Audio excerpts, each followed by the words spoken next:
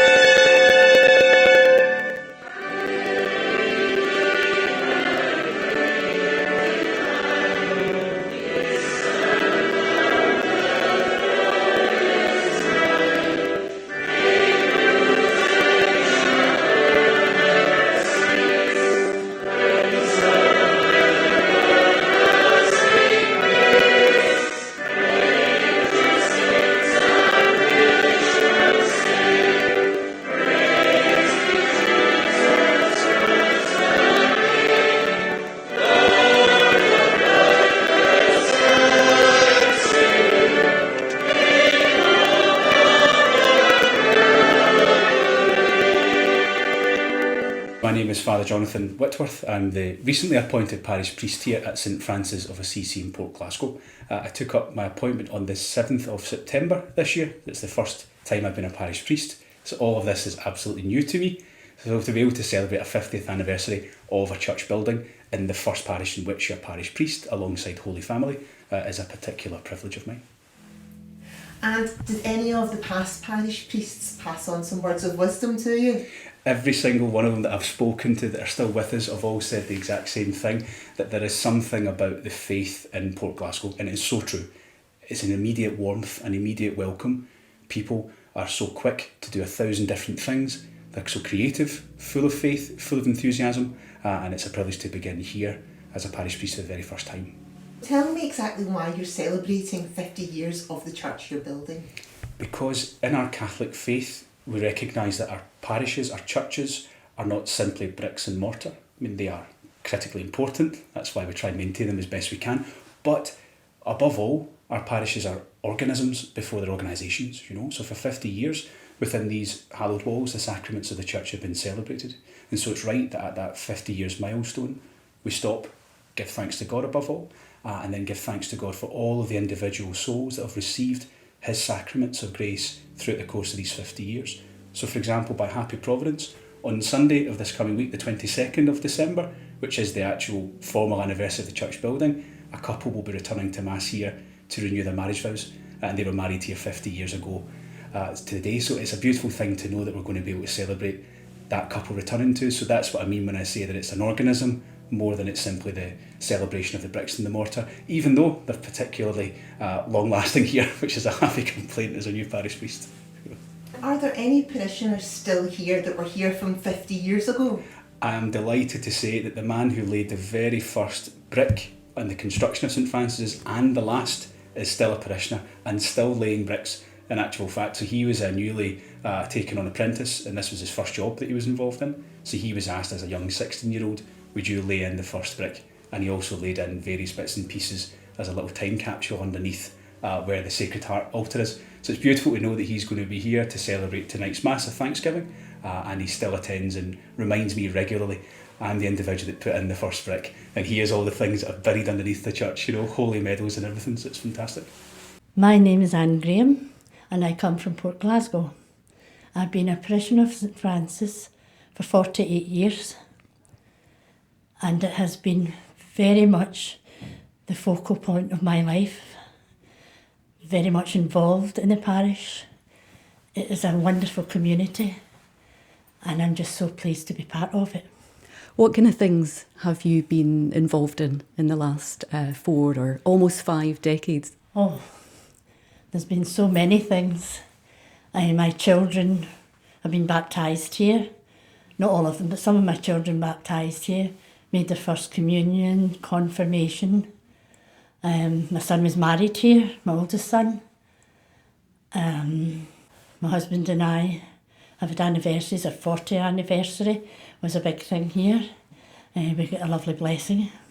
Golden wedding, only it was locked down, so but that was a wonderful time too.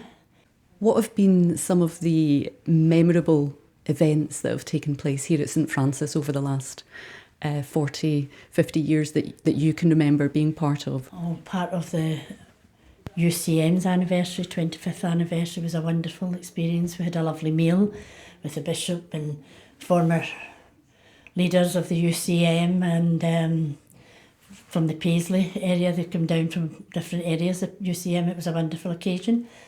We have had great fetes, Christmas fetes as well as summer fetes. We have an arts and craft group that we had before COVID, where a lot of things were made for a Christmas fete at it. We had a wonderful mission, which was for a week, and it was fantastic, with the Redemptorist priests. That's a very memorable occasion. The time when we had our altar renewed, when Father McCartney was here, and we had the marble all placed. That was a very memorable occasion as well. One of the things I've been really involved with is the children's liturgy for years. We've had some wonderful times with the children, masses with the children, where they participated and done everything in it. One of the great things we've done with the children too was a Good Friday. We had a service just for the children themselves, and they enacted out the Passion, and it was wonderful. That's some of the things. There's so many different things that's happened, where there's been different weddings. I was part of This Will Be the Laugh. A lot of the young ones were in the youth group, which was a choir, and of course they were all leaving, going to university and things. So myself and some of the other adults, some of it was parents of the young people, took over that role, and we were called the youth group for a good few years, even though there were none of us youth. And that was a great time. We sung at weddings. We sung for the hospice. So that was also one of the wonderful experiences. There have been just so many lovely times.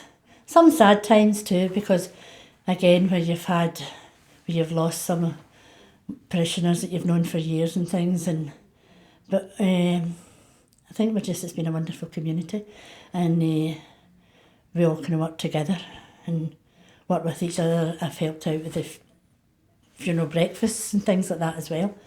So on the whole, it's just actually so wonderful to be part of this parish. And spiritually for me, it's just something that is very, very dear to my heart. I come to Mass every day, if I can. There is so many things that we have. I mean, we have confessions as often, very often, and it's just, spiritually it uplifts me as well, this parish, and our priests that we've had. We've been very, very fortunate at St Francis. We've always had wonderful priests. Not that all our priests aren't wonderful, but we've really had fantastic priests. So going forward, the next 50 years, please God, what would you like to see happen in the parish, and how would you like to see it remembered and progress? I would love to see more things happening for the children and the young people, even socially wise, to get them then to come back into church. Just hopefully we can carry on. We don't, for the next 50 years, I might not be here for the 50 years, but we're just, to me, St Francis is the beacon at the top of the hill. It's the light for people. And I would love to see the parish just carrying on, and I would like to see our young people getting really more involved, the young adults as well as the children, as they're growing up, to get more involved and start participating more in things. I think also it would be great to have some more social things for our young people, so that we can get them, like their social life is involved within the parish. Can carry on coming as long as possible. I'm Hayley McIntyre. I go to St Stephen's High School and I'm a parishioner at St Francis Church. What's been your involvement, Hayley, with the parish over the course of your lifetime? So I was born really nearby here, and I was christened here. I went to children's liturgy, and then I started altar serving as soon as I could. And yeah, so I'm still altar serving now, and I'm also in the choir as well. What are some of the things that you enjoy the most about the parish of St Francis? I enjoy the community. It's always the parish quiz nights or any fundraisers. There's always lots of people there. Everybody knows you, and you know everybody. What do you think should be the way forward for the parish for the next 50 years, given that the past 50 years have been so successful? I think they should just make sure all the younger generations keep coming through the church, just to keep it alive and thriving, making sure that everybody's getting involved where they can. In the name of the Father, and of the Son, and of the Holy Spirit. Dear brothers and sisters, what a joy for us to be gathered here to celebrate the Golden Jubilee of the opening of this fine church of St Francis in Port Glasgow. The parish of St Francis, as you know, was established a few years earlier by Bishop McGill in September 1969, and without a parish church then, the first masses were celebrated, many of you will remember, in St Michael's Primary School, with baptisms and marriages and funerals boring the Holy Family Church. Meanwhile, fundraising began for a church, and construction got off the ground. Fundraising efforts to pay for the estimated £150,000 build were carried on door to door among local Catholic homes by an army of willing volunteers, with the first day's outing raising the princely sum of £27, 9 shillings and 3 pence in old money. One of the blessings of employing the local builder, Robertsons of Greenock, was that men from this parish were enlisted in its construction.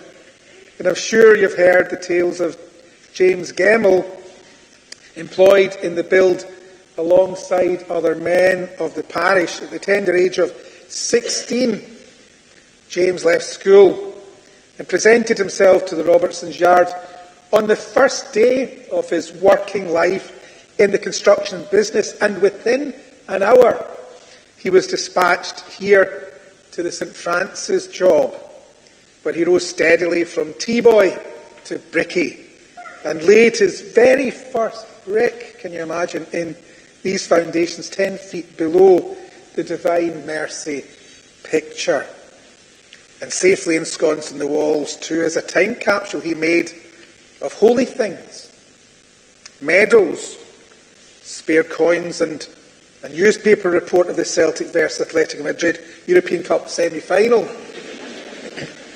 which I attended as a boy, by the way. Along the way, he played a vital role in the rescue party for poor Father Mannion, who had lost his footing on the scaffolding and came clattering unceremoniously to the ground.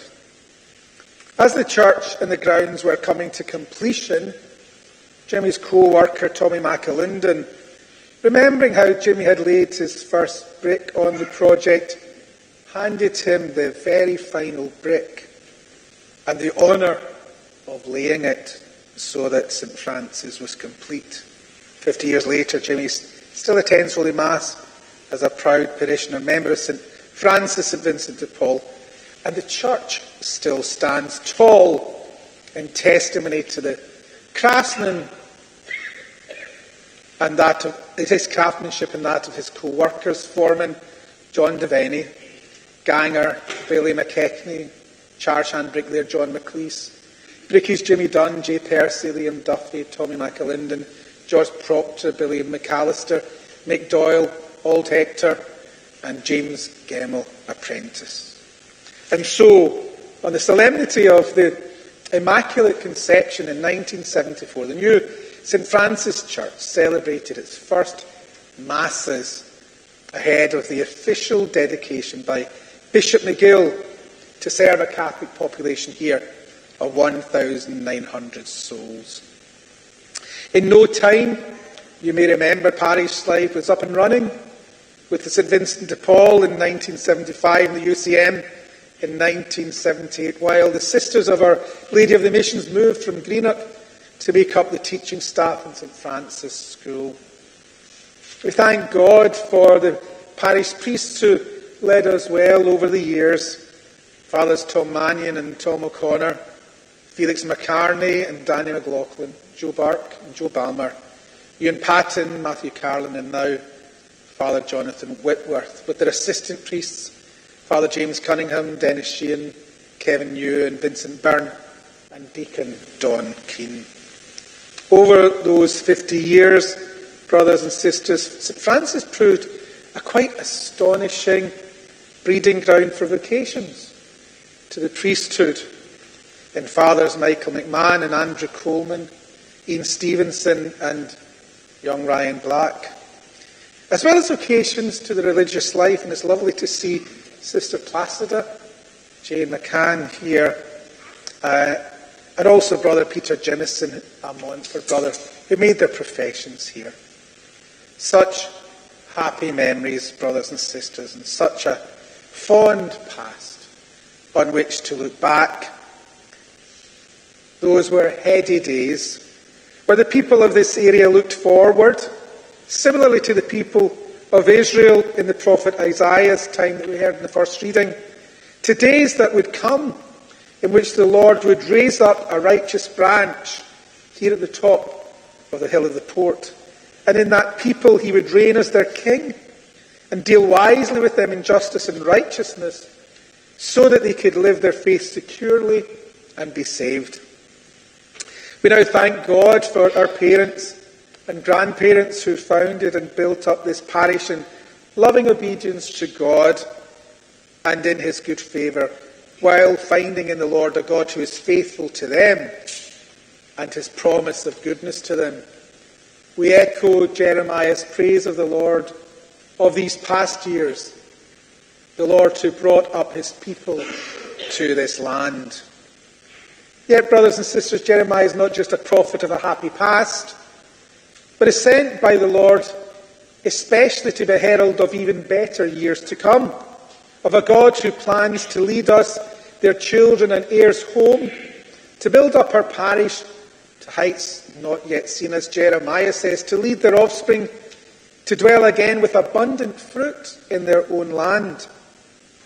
This is the grace the Lord is waiting to give us, with many future blessings if we take up again the faith of our fathers, and why not? Then the Gospel of Matthew brings our attention to another builder, this time to Joseph, the carpenter from Nazareth, who was well versed in building homes with wood and plane and lathe. But now the Lord was calling him to build another thing, another home. This time a home for God's only begotten Son, the Emmanuel, the God who would dwell among men, along with his mother Mary. Joseph was not afraid to answer the angel's call, and in obedience to it, he generously and wholeheartedly carried out all that the angel of the Lord commanded him. Only Joseph could do this job, he knew. So he made it his own, accepting with joy his commission and taking on personal responsibility for it, while building up day by day his loving relationship with Jesus and Mary. Dear brothers and sisters, our forebears in this parish took up their commission in their day. And we in our day are called to take up ours again. They built this church through great effort and sacrifice. Now they call to us from heaven to build up the parish again, to be even more faithful and abundant in grace than ever before. May we receive the Lord's mercy in the midst of this temple, so as to show him fitting honour in lives lived for his kingdom around this parish, And blessed be the Lord, the God of Israel, who even in our day works wonders. Ever blessed his glorious name, whose glory fills the earth. Amen. Amen. The Father, and of the Son, and of the Holy Spirit. I'm Father Joe Burke. I was parish priest here in St Francis from 2004 to 2007, so just 3 years. Nearly 20 years ago now, wonder how many remember. It holds a very special place in my heart because this was my first parish where I was parish priest. So I was the curate down in Holy Family Parish for 2 years, and then Bishop Moan in his last moves, appointed me as the parish priest up here in St Francis. And so moving up the hill from the area, I knew lots of people, or I still know lots of people here in the town. I have relatives here in the parish still to this day. Went to school, went to St Stephen's for a year as well, one of the local schools here, so it was a bit like coming home as well. And because I'd been in Port Glasgow, because I knew so many people already, just the warm welcome I was given from day one when I moved in here. I've always remembered that. Every priest will tell you that his first parish always has a special place in his heart, and that's very true of St Francis for me. And all these years later, I still remember it so fondly, so many fond memories in this parish of people and workers and people who have now gone to God, who did so much over the years to help and support me here. So I thought it was really important for me to come along this evening just to celebrate and remember all those people who've gone before us, as well as all those who are still here, who give so much to the church, who give so much to their parish, who helps make St Francis what it is, a real beacon in Port Glasgow, a real beacon in Inverclyde of the faith. So keep it going, keep up all the good work. I was thinking of some happy memories. I was telling the story of a happy memory of my very first ever midnight mass here in St Francis. That would have been midnight mass 20 years ago this year, 2004. And I remember coming out from the midnight mass. We had a lovely mass in the church, and the church is always lovely and warm. It's such a cosy, comfortable wee church, St Francis. And we came out and the snow it's one of those magical moments. You opened the door at the back to stand and say Happy Christmas to everyone, and there was a thick carpet of snow. There was no snow at all when mass started, but all those from Port Glasgow know what the snow can be like, especially in the upper port. And it doesn't take long for a few flakes to become a foot and more of snow. But that was one of the memories I always have here, my first ever midnight mass here. And it was just one of those magical spiritual moments through the mass. But then when you opened the door, it was one of those magical moments in the world as well. So, so many things. I was only got 3 years here in the parish. I was Bishop Moan's last set of moves, being appointed TR. Sister Margaret was the parish sister at the time, and many happy memories working with Sister Margaret. Maybe some of the parishioners will remember her as well. So Bishop Moan's last set of moves, and I was Bishop Tertullia's very first set of moves when I was moved from St Francis to St Margaret St Johnston. I remember when he called me in, I remember saying to Sister Margaret, she said, "Oh, you're not getting moved." I said, "No, I'll never get moved. I'm only here 3 years. I'm the newest parish priest in the diocese. I was the last priest appointed by Bishop Moan." So I thought I was going in for a job. To be honest, I thought I was going in to get the prison, Greenock Prison, the chaplaincy to Greenock Prison. And instead, I was asked to move after just 3 years from St Francis up to St Margaret St Johnston, which I also enjoyed very, very much. Also enjoyed that very, very much as well. But yeah, happy memories, and that's why I thought it was really important for me to come back this evening to thank God for the 50 years of St Francis, to thank God for how this parish has enhanced my priesthood, my very first ever parish I was responsible for, and also to remember all those, including family members, who were members of this parish over the years, who are now gone to God, and entrust them into God's hands. So, wonderful day. It's a wonderful night for celebration. My name's Jack McAlindon. And have you been a parishioner here for long? I've been here for 26 years approximately. What, firstly, are your memories? Lots of memories in this parish. First memory was that the first winter we came up here, it was a bad winter. And we were snowed here from November right down through to Easter. That's my first memory in this parish. It was our first winter here. I thought, why did we come here? Why did we just down to town, we never see the snow? And since then, when I came up here at first, I was a member of St Vincent down in St John's parish. When I came up here, I was asked to join up here, so I was quite glad to join. And since then, I've been involved in many things. We've helped, at the present moment, we're in a lunch club here on a Thursday, where we've got approximately 55 to 65 pensioners come and have their lunch and a game of bingo, and they'll be chatting among themselves and they'll be very happy. Also, we do a pensioners dinner here, which takes place in the third week in January, and we give all the pensioners here a wee dinner and an afternoon's entertainment with music, which again, everybody enjoys it. From my own personal view, I've had 2 weddings in this parish. One of my daughters got married here, and my grandson got married here only last June. That's Michael, it's the organist in here. That's my grandson. He got married here, and it was a lovely day and lovely memories. Everybody said it was a wonderful wedding. Also here, my 50th wedding anniversary here in this parish. It was a lockdown, which unfortunately we couldn't have celebrations because of the lockdown. Also, because of the lockdown, we had to postpone the celebrations till 2 years ago. Then I've got family in New Zealand, family in Spain, and family in America. And they all came over 2 years ago at Christmas, and we had a lovely Christmas here with the family. We had a lovely night here in the hall with all the family. What does St Francis Parish mean to you personally?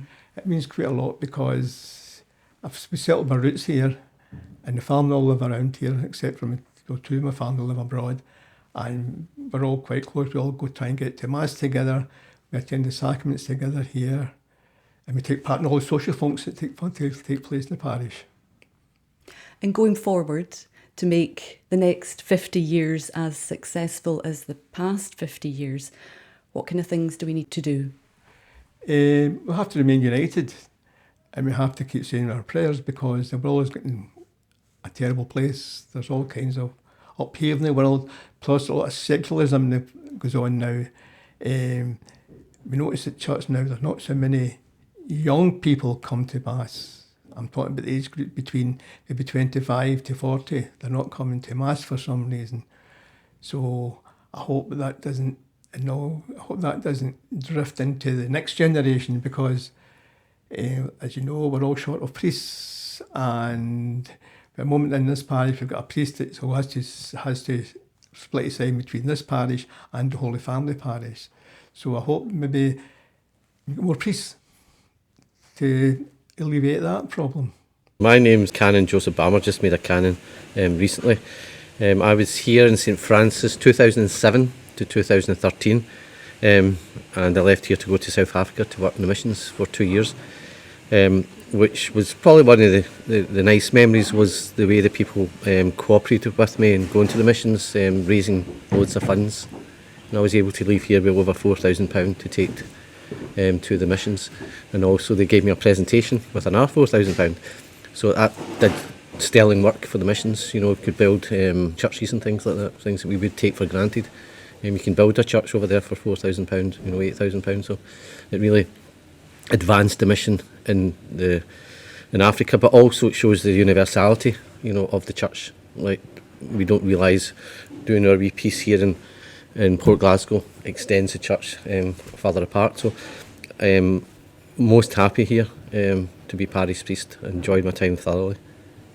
And I think tonight it'll be full of nostalgia with Yeah. everyone. Maybe people haven't seen each other for a while, and everyone will get together. Yeah, well, I've just returned to Port Glasgow after 11 years. I left Port Glasgow here, St Francis 11 years ago, and I'm back in Port Glasgow. So this is my third time in Port Glasgow, so I feel as if I'm home with my people. 3 parishes I've thoroughly enjoyed, and I find the people in Port Glasgow extremely warm. And I can say that because I can contrast that with other parishes. Not saying the other parishes aren't warm, but there's a specialness about Port Glasgow, and it's nice to be back here this evening. I'm joined by James Gemmell, who is a parishioner at St Francis in Port Glasgow. But James has the most amazing story about his involvement with the church. The wee guy in the yard turned round and says, "I hope you're a Tim." I said, but what? He says, "You're going to St Francis Chapel." It turned out he knew me, and he knew my dad, and he was just thinking. He said, so anyway, that was me. Within an hour of leaving the house, I was back at St Francis as an apprentice, and yeah, as I say, I started more as a tea boy at first, and then I was instructed in a wee bit of bricklaying, And if you get into the church itself proper, the Divine Mercy picture just at the sacristy, I laid my first brick there, which is about 10 feet below where the picture is. And then I've worked my duties, and there's a few stories to tell. One day I turned up over there and there was a big pile of wood lying. So I went in and says to the foreman, John I says, John, I said, there's a big... And he handed me a claw hammer, and he says, yes, he says, "Mare, I'll show you." And what it is, the church is actually, the joists and all that are from the old Woolworth store in Greenock, which was getting knocked down at the time. So it was 1974. But I had to pull every nail, every screw, every bit of blemish on them. And that's what I think. So as the work progressed, one day Father Mannion arrived. And he says, "Could I see what you have done, because the walls were all going up?" And the foreman says to him, "I don't think it's safe for you up there, Father." He says, Father Man says, "I'll be fine." And he bounded away up the ramp we'd built, and he just got to the joist, and bum, there it was, disappeared. Down there about 8-10 feet below the ground. And the three guys, labourers, now these guys were rascals. But for all the people there, they were first down to help Father Mannion out of the ground. And one knelt down, Father Mannion stood on his back. The other one gave him a scout's lift. And the other one, he pulled him up through his joist, back up with God's kingdom on earth. So that was Father restored to this earth, but I think the foreman barred him from going on the site after that. And as the work progressed, we worked away. And one day it was the brickwork was nearly all finished, and there was a young bricklayer at the time, Tommy McAlindon, and he was approaching a ladder because of rough custom shout, "We need that brick in, we need that brick in just at the chapel house. We can't work without that brick in." And Tommy was going up to do it, and he turned round and he seen me, he said, "Jim," he says, "you're getting the honour of laying the last brick in St Francis Church." And so I get the honour of laying the last brick, and aye, that's it. So I've been there 50 years. I'm now a proud member of the St Vincent de Paul round there, and it's great being a member of this good parish, yeah.